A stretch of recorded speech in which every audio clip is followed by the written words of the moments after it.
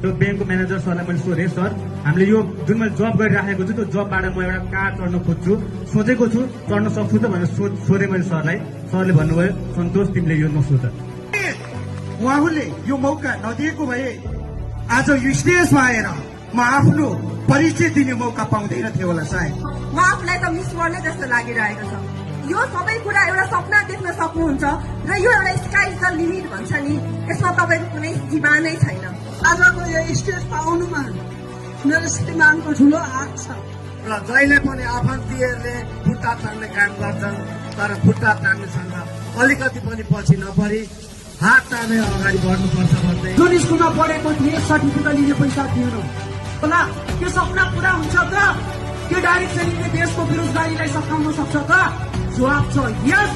Direct सेलिङमा मेरो ड्याडीलाई मैले एउटा प्रश्न सोधेको थिएँ, यहाँबाट महिनाको लाख कमाउने 18 वर्षको को छ भनेर सोद्धा कोही छैन तर तँ बन्न सक्छस् भन्नुभएको थियो। अनि मेरो क्लासमा 17 जना केटाहरू थियो, 17 जना मात्रै नेपालमा म एक्लै छु। कोही अस्ट्रेलिया छ, कोही युएस छ, कोही क्यानाडा छ।